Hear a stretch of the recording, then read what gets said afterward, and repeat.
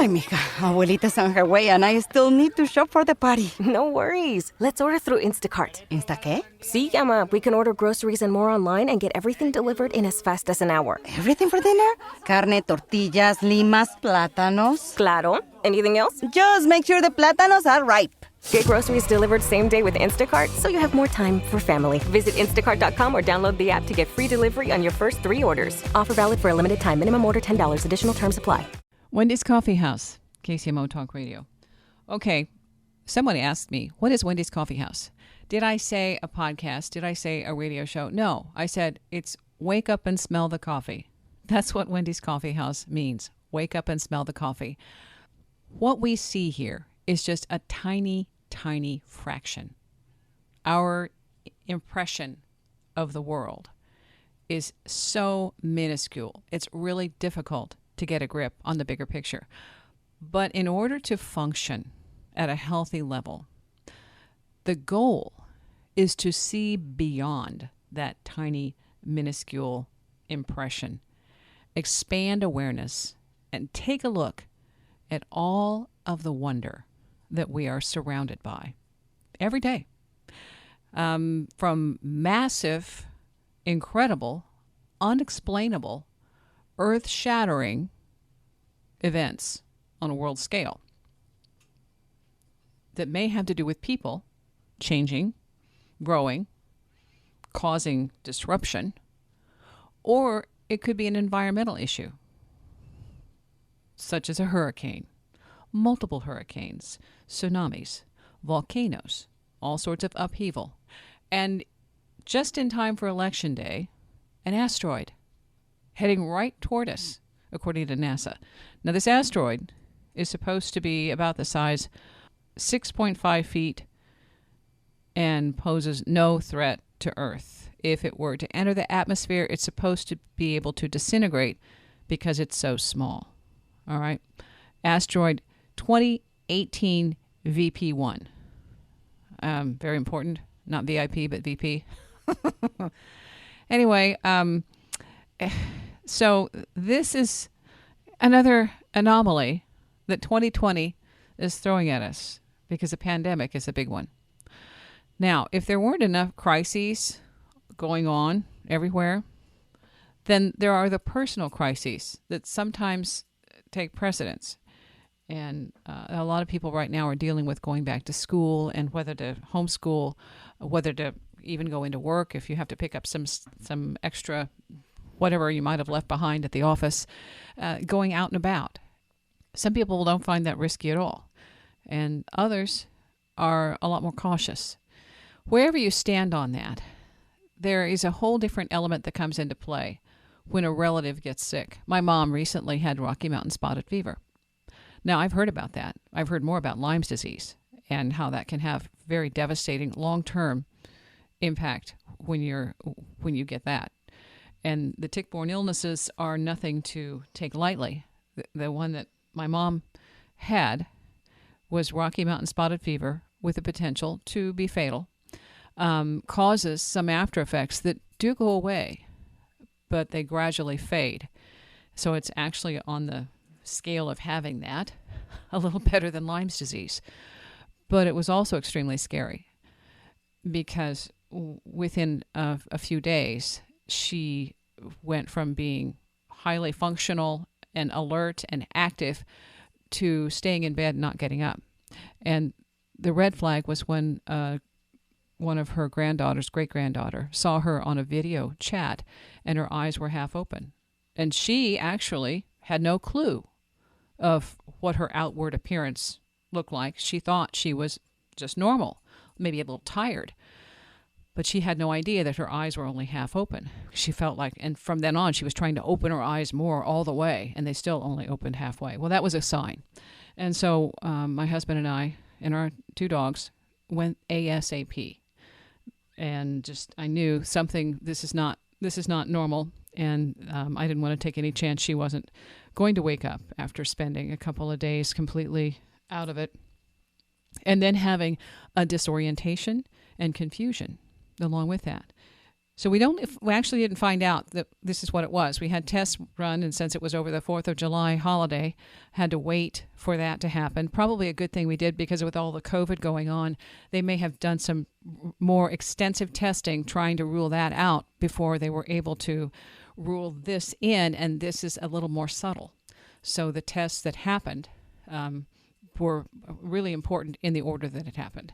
And then after that, so another month after, then we find out that there's another issue. It has to do with an illness that is from, contaminated food, water, other things, and that was also in her system. So it was a 1-2 punch. And that particular element, that one can be there for quite some time, usually known to cause ulcers, but it may not be detected. So it can be hidden and causing an ulcer before you actually get it tested, or get a test that indicates that that's an issue. And because of these two, a 1-2 punch, it was very severe. And it could have been that one had been there for quite some time and just hidden until this tick disease kicked it into high gear. So with all that going on, then my dog Gracie she's 14, and she's gradually fading. She's always been my barometer of metaphysical paranormal things. And so when we're doing, lockdown, isolation, Gracie is still going out for walks. Gracie's still interactive. Gracie's still engaged. And when we take her to the house, she's part of our reason for getting out and going for a walk and taking Grandma to the park. But that was fading day by day. And watching that and knowing that was a challenge. The other thing, too, though, as this is happening, Gracie starts a new routine.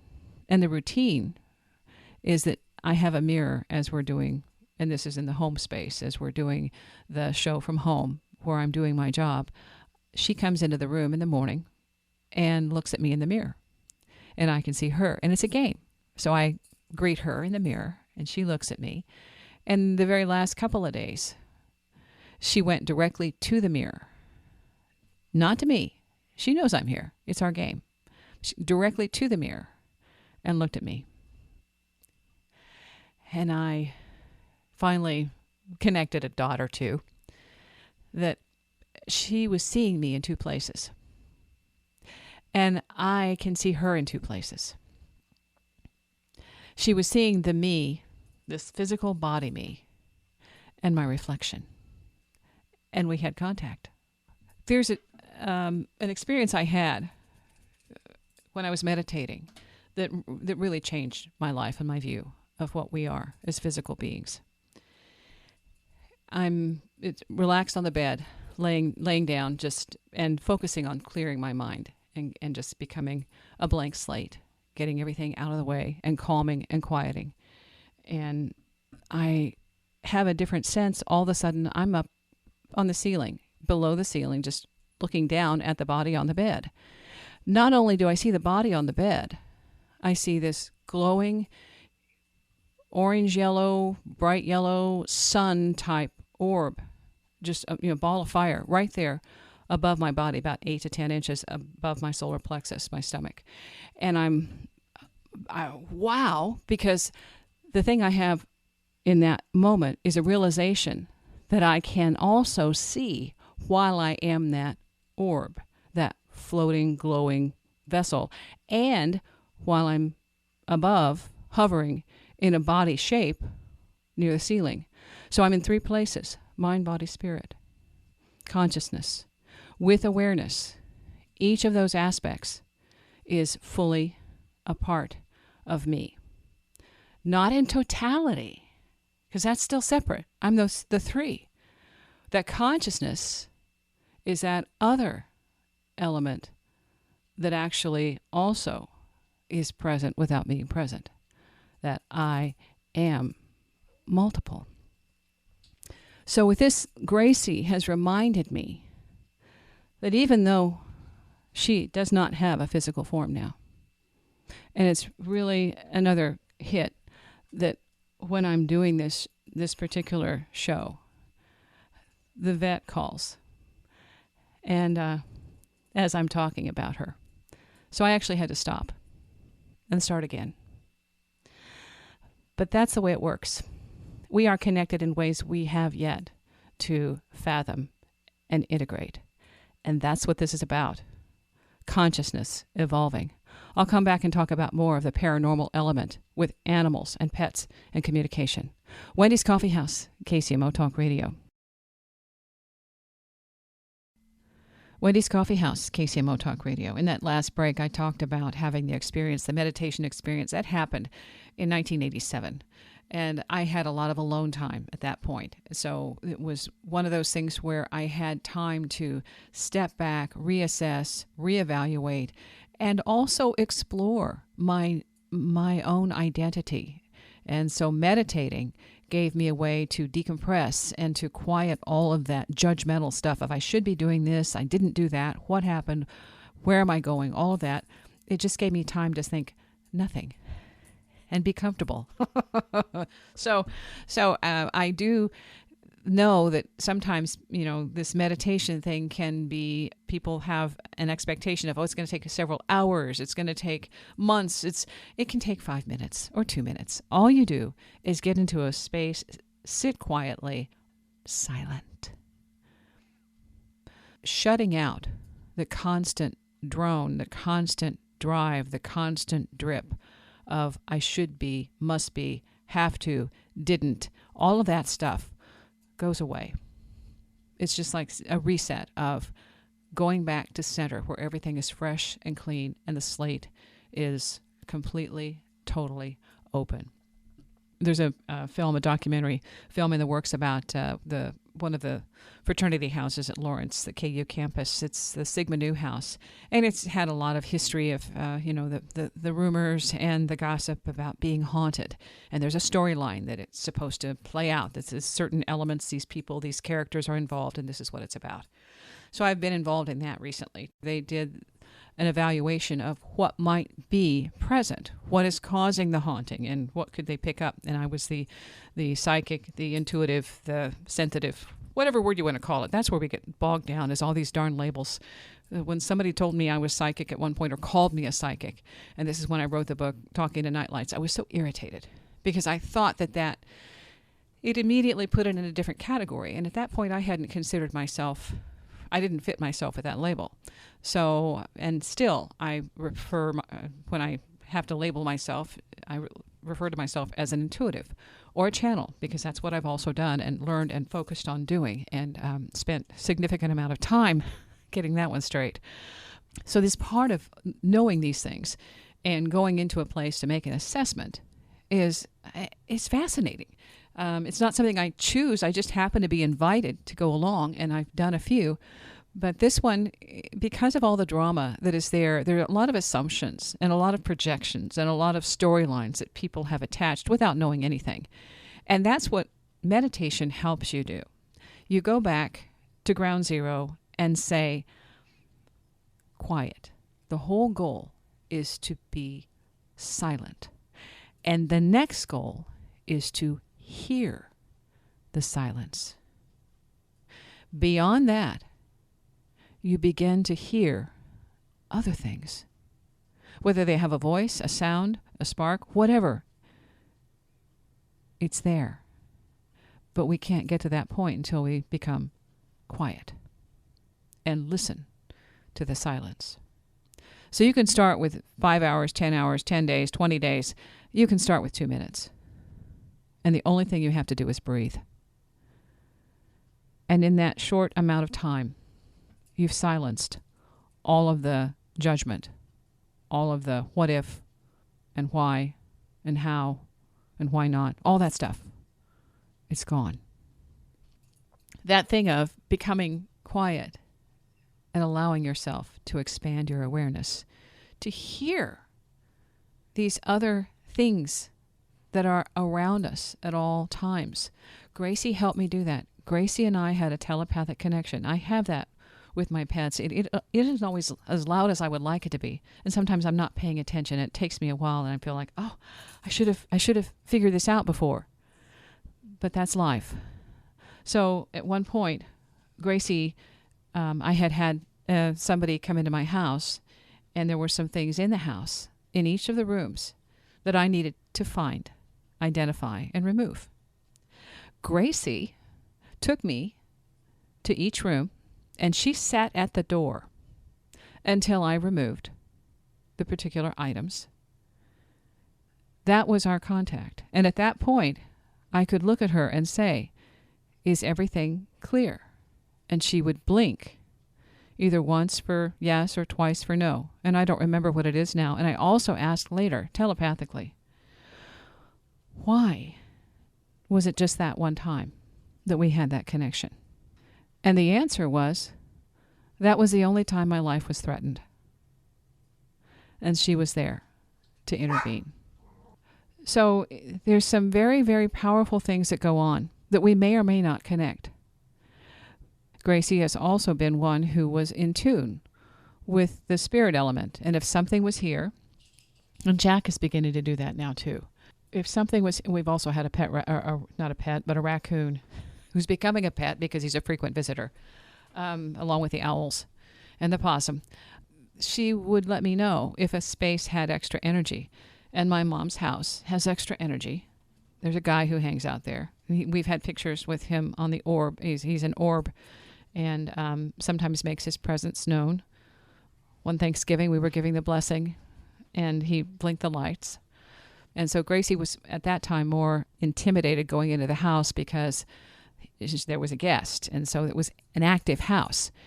And with that, this time, since Gracie was in the process of getting ready to transition, there was no discomfort and there was no anxiety because she was more or less on the same level. As we talked about in that earlier segment, the mirror, she could see the reflection. The reflection wasn't going to harm her. She could see the presence, just acknowledge that it was there. And I think prior to that, there was a little bit more confusion about what the purpose was, or that the purpose, it was trying to connect to her and she did not want that. And that's what happens. This happens for people when we go into spaces that are haunted or have residual energy. We don't always connect those dots because it isn't front and center first and foremost. We're more likely to worry about whether we're getting the bills paid or whether, if the health is an issue, or all of those kinds of corporeal, physical drama involvements that affect whether or not we can earn a living and go about our daily jobs without interruptions we can't explain. How's that? Interference. And that's the problem. Is too often we don't have a solid explanation. And this is how we learn, and the pets are part of that.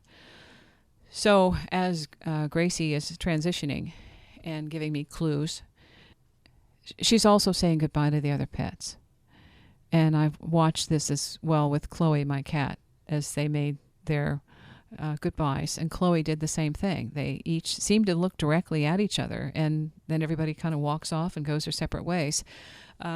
With this, when Gracie did that, I knew we were looking at about a week or so. And absolutely, she faded. It was very, very quick. And the car rides were difficult toward the last. So she got to go back to the lake and visit a walk that she enjoyed, although she wasn't able to walk more than a few yards. And that was a way of recognizing her life and her time here. And her friends were cats and dogs and turtles and other beings, squirrels, that she could relate to. The most recent encounter I had, I wasn't sure. With my dog Max, he came back and barked for 2 weeks. There was a bark. I thought Gracie had learned how to bark, but it was Max barking at the door to let her in. Gracie always scratches the door. What happened, though, is I was trying to go to sleep and was just briefly off to sleep, dreaming, and there I was on a bridge. And on this bridge, it's complete. It's concrete or granite. It's empty. I can't even see the other side. I can't see what's around the bridge. I have that moment where I'm standing on the bridge and getting to walk across. And I'm standing on the bridge and I'm beginning to walk across. And then my husband woke me up. So I'm waiting for the rest of the story. How to connect with your pets. Next, Wendy's Coffee House, KCMO Talk Radio. Wendy's Coffee House, KCMO Talk Radio. Now, you are probably already connecting to your pets without even thinking about it. They see images. They read us. We are an open book. All right. The language, unfortunately for us, takes a little while to learn because we're looking for something linear. When I ask the dog, do you want to go out? The dog may not connect to out the way we expect unless there's been a repetitive imprint, result, or outcome. Every single time, concrete, exact same out demonstrated. But it isn't just the word or the language. The dog is also reading my body language as a clue. So my actions are also telegraphing what I am hoping my dog will respond to and pick up on. The imagery is also important, though, because I may have already flashed a picture of the outside, the door opening and the dog going out, and they're reading that. And that imagery is something we don't even think about. Most of the time we haven't been taught about it. It's just something that happens inadvertently. Once you pick up on how important that is and how easily you can improve your results by flashing a picture of what you want as the outcome, it helps. So if you're trying to teach your pet a new trick, a new behavior, they're going to picture what you are seeing in your mind. We are constantly imagining. We constantly create these images, these dramas, these diagrams in our minds. So other people can read that. When you're talking to somebody who's telepathic or psychic or intuitive, sometimes those images are flashing for other people and you're basically giving away your storyline, all right, depending on how loud you are, psychically, metaphysically speaking. It's a projection, a broadcast, an impression, and people pick up on it. So pets are doing the same thing. Animals read us. They read our body language. They read our physical, if we have a different scent about us, if we're healthy, they can tell if we're not feeling well or if a person is sick. My other dog, Max, when somebody didn't feel well, he would go right up to them. He would just be there. He would just be present. And he attached to people who needed a little bit of compassion. I was astounded at his ability to connect and make that contact. So with Gracie, I learned that she would try to give me impressions or images, and she was better getting her point across to my husband. But that's the thing too, is that it may not be perfect, but once you allow yourself to receive and to not have an expectation of how it's supposed to happen, it will happen differently with each animal. I had a bird that I was dealing with, and the bird, I had this immediate image of the bird biting my finger. And I thought, I had to step back and think, was I projecting that? Because the bird did try to bite my finger, and he was looking at my finger. And fortunately, before I got snapped at, I pulled the finger back. But the look in his eyes and the action that he had, yeah, I was going to get bit if I didn't back up. Another time, my cat was laying on my chest and looking at the necklace, and I was looking at him, and I'm seeing the image from him that he's going to bite the necklace. He's just looking very, intently at it, curious, because it sparkled, and he was going to nip at it. And I looked at him at that point, and my automatic thought was, don't. He looked at me, his eyes got big, and I thought, oh my gosh, because it was so clear and so present, we both knew exactly what that message was. And I think for him, it was a surprise that I had connected and intuited and, flashed him that sign of don't without saying a word. So this is the stuff that happens. One time I was working with a person, and the dog was there, and I'm hearing the dog say, she sings to me. She sings to me. And so I said, do you make up songs for your dog? And she kind of blushed and put her head down. And then she had this look of, yes, I make songs. We make up songs, and I put her name in it, and I sing her little songs. I mean, she was a little embarrassed at first to admit that this is something that she did. But then there was a joy of knowing that somebody else got it, and that the dog was telling on her. And pets do have the ability to tell on you. So that's also part of it. But it isn't about judgment. It's more about disclosing the connection and why they may be present in your life. So if you're wanting to connect with pets, the first thing that is easy to do is to focus on imagery and pictures and be aware of the pictures that you are transmitting. This is a way of, let me giving you an example of how it might work. And this is a story I got years ago when I was in radio, and one of the general managers I worked for had a story, and I can't remember the name of the motivational speaker. It was the difference between a successful coach and a coach who may need a little bit more work.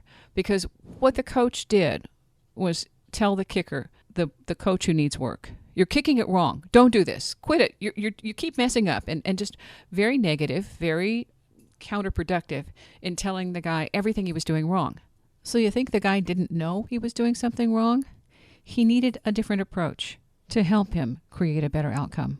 The successful coach says, change your toe position. It's the difference between a critic and a coach. The successful coach actually sees how the action can be improved with a different maneuver. And that's what he says, and gives the image, as he's speaking, of changing the toe position. So instead of repeating the same negative and wrong maneuver, he gave him the image and the instruction to create a better result. That's what we learn as we work with our pets. We learn how to get our message across more efficiently and better in terms of bringing our imagery in our mind to the outcome that we would like to see. So it doesn't matter if you're working with a horse, a dog, a cat, a squirrel. The image that you have in your mind is transparent. So as you are visualizing the image, whatever activity you would like to see, and you've probably seen the videos with the guy working with the hummingbirds or with the guys working with squirrels or women, men, whoever they are on YouTube, and they're surrounded by the animals. There's an image that they are projecting of no harm. It's an energy accompanied by body language and presence. There is no agenda, no harm, no desire to hurt, just a desire to be peaceful and allowing. No agenda, just a mindset of peace, love, empathy. And with that, there are no walls, no barriers, and no expectations. And the animals are free to interact. And so they come up and eat, drink, connect, and the outcome is joy. It's like, wow, what a connection. Beautiful, fluid. And that's what we learn when we work with animals and pets. And I also have a little piece of the equation that happened in terms of the phone ringing from the veterinarian. As I was talking about Gracie earlier, and so I had to stop. Well, it rang again. And yes, I stopped again. So I'll tell you what that was about. Because I wanted to know if there was going to be a connection with Gracie and how she's going to connect with me. And she's so subtle, and she's so fluid, and she's so beautiful. So the connection has to do with that phone ringing and interrupting at the very time I'm talking about her for this conversation. I said I was waiting for the rest of the story. And this is part of it, the rest of the story. I'll tell you coming up. Wendy's Coffee House, KCMO Talk Radio. Wendy's Coffee House, KCMO Talk Radio. Earlier in the show, I was talking about Gracie. At the time I was talking about Gracie during that segment, the phone rang. I wasn't going to take the call, but the phone kept ringing. The answering machine wasn't picking up, and I went to go pick it up, and it was already disconnected. So I left a message and said, let me know what I need. The vet's office was calling, and I'm thinking, okay, was this about Gracie or Jack? So I left the message. Well, they called back again. This time I managed to take the call because I'm thinking it's not going to pick up. I take the call, and no, it's not about Gracie. It's about Jack. But the deal is, she says, well, I tried to leave a message, but it kept hanging up on me. So at the time I'm talking about Gracie, the phone is hanging up on the vet's office. All right, that's an anomaly. It's also a contact. That's a clue to me. When I said I was waiting for the rest of the story, that's part of it. That's the connection, because that was unanticipated, unexplained, and completely, totally in sync with what can happen with communications from the deceased. The fact that it is the veterinarian's office trying to connect with me, and I had just said Gracie's name and started to talk about her. The malfunction of the answering machine happens at that time is synchronistic. There it is. Those are the kind of clues I use and I work with, because they have, in so many instances, given me an indication of another presence. And that's how it works. It isn't logical. It works. And by repetition and continuing to see results of that kind, then I have a game plan that I work with. I was waiting for the rest of the story. And the rest of the story is we are still connected. The game we played, looking in the mirror at each other, was more than a game. She was telling me something. When she's looking at me in the glass and seeing me, and I'm seeing her, and we're still connected, even though I can't touch her, I can't feel her. It's all now a matter of thought and presence. So I wanted to connect that to something else. There's a movie that's coming out, and it makes a very good case for consciousness and being connected in unconventional ways. Thought. This is a David Bohm film. The present-day identity is based, in his words, I think, on a wrong mode of thought. You see, in which a person identifies with his thoughts and with his body and with things, in which it means that he's creating an illusion. David Bohm. The film, The Life and Ideas of David Bohm, presented for a limited time, free, by the Fetzer Memorial Institute and Imagine Films. If you're interested, infinitepotential.com is the website. It's a wonderful, and this is recreation of the conversation that took place between David Bohm and Jiddu Krishnamurti over a quarter of a century. They both had a lot of insight into consciousness and the future, how this works for us. David Bohm was the man Einstein called his spiritual son, and the Dalai Lama called him his science guru. He's a physicist, an explorer of consciousness. With Krishnamurti, he connected with the Eastern wisdom, and he wanted to find out more about Krishnamurti's thoughts and his belief system. Krishnamurti was an Indian philosopher. The reason he connected so well with Bohm is because Bohm knew how to ask questions, and just how to phrase it so that Krishnamurti could answer it on a deeper level. So this is a conversation between the two of them. But what I like about it is it gets into this thing that I connect with the consciousness, and how we are connected on that level even more deeply than we are on this physical level. And my experience is working with animals allows us to think outside the box and to expand our awareness, to understand that we are more than this physical vessel. When you connect with an animal, you are using your own telepathic ability. You are practicing and expanding your ability to visualize, to make a mind picture that gives your receptor target, the person or being you're dealing with, an image that they can connect to. And when I've had telepathic experiences, that's exactly what happens. This image is here, it's present, and it's a communication. So in many ways, it's a shorthand. You don't have to have all the words that can sometimes confuse the issue. It is to the point, quick, for animals, an easier way to telegraph an outcome that you would like them to perform for you, if possible. The haunted house in the pandemic, I've also had questions about that, and living in a space that has extra energy is also a challenge, because sometimes it can make you tired. It's overwhelming. You want to go to sleep, they keep you up. They wake you up. What do? Well, they knock on the door. They open doors. They shut doors. They make noise in various forms. Sometimes they touch you. In a haunted space, it just depends on what kind of activity is going on. And I'm talking about this because I was part of, or being included in a documentary that deals with the haunting at KU, and this is for the Sigma Nu Fraternity House. A lot of rumors, a lot of information about what happened there and why it's haunted and who might be haunting it. And I was actually part of a paranormal group that investigated this haunting. I had been invited to go along as the psychic to interpret or intuit what might be happening. One of the things I did experience was my necklace fell off. We went into a room during the initial event, and the necklace I had on, it's one of those little lock. I don't have the name for it right now, but it's stuck on, and that's the way it works. Well, it came undone. The thing about that is even more unusual is when we went to make the presentation, I was included in the presentation of what our findings might be about what was going on in that space, and the necklace came off again, all by itself. First, it's a way of saying, are you paying attention? These things usually aren't about frightening you. If you want to be frightened, you can be.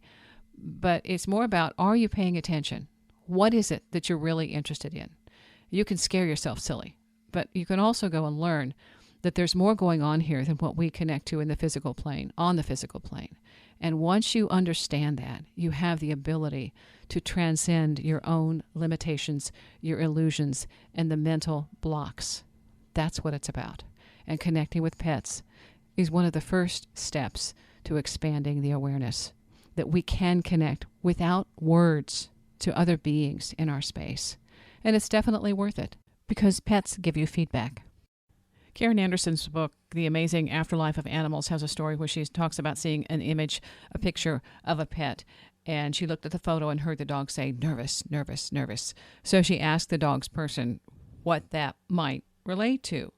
She said the dog suffered from extreme anxiety, and so that nervous, nervous, nervous described her perfectly. That's an example of how it works. You get images, you get impressions, bits and pieces of language, sometimes sentences, but that's how it works, and it can be helpful. Paranormal researcher and writer Nicole Strickland wrote recently about the death of one of her pets, the spiritual bond between humans and animals, endless love. It's on her website, author NicoleStrickland.com. And she talks about going through the process, and this is a euthanasia, and then having the encounters after the pet died. Just an indication that the pet was still there. And those are the kinds of things we experience sometimes in the loss of a pet. There will be reminders, whether they, make a sound or you feel them brush against your leg. My dog Max barked. My cat Chloe brushed up against the leg. There were very solid indications that the pet was still in our presence and repeating familiar actions. And everybody experiences it differently, but Nicole's story walks you through that process. Again, that's author NicoleStrickland.com.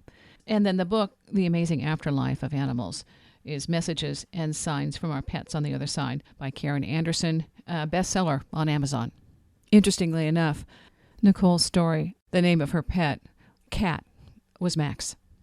The show's in the archives. Most recently, we had an interview with an astrologer who says that things for 2020 have not yet settled, and it will be an interesting year. The thing I see in terms of my own intuition and impression and the guidance that I get, keep your own thoughts clear, present, centered, and moving forward. Don't get caught up in the drama, in the gossip, in the fear. You have the ability to transcend all of that to keep going forward. Expect the unexpected. And when I've asked about why we have so little in the way of specific answers, the response has been that changes it. And we're here to do our own homework. And when you are given an outcome, you don't do your homework. You assume, okay, this is what's going to happen. And so you allow that. Instead of saying, anything is possible. How can I create my future? How can I shift my reality for a better outcome? So that's a reason where some of our projections and predictions aren't necessarily set in stone. This is a quote. Does precognition perceive the actual future, the one that must occur, or does it perceive a probable future, a future that might occur? Carefully designed tests suggest the latter. That's from Dean Radin. He's the PhD chief scientist at the Institute of Noetic Science. He's well known for his research on mind-matter interaction. Thanks for listening. Stay curious. Stay well. Past shows are available in the archives at wendyscoffeehouse.com. Ay, mija, abuelita's on her way and I still need to shop for the party. No worries. Let's order through Instacart. ¿Insta qué? See, Emma, we can order groceries and more online and get everything delivered in as fast as an hour. Everything for dinner? Carne, tortillas, limas, plátanos. Claro. Anything else? Just make sure the plátanos are ripe. Get groceries delivered same day with Instacart so you have more time for family. Visit instacart.com or download the app to get free delivery on your first 3 orders. Offer valid for a limited time. Minimum order $10. Additional terms apply.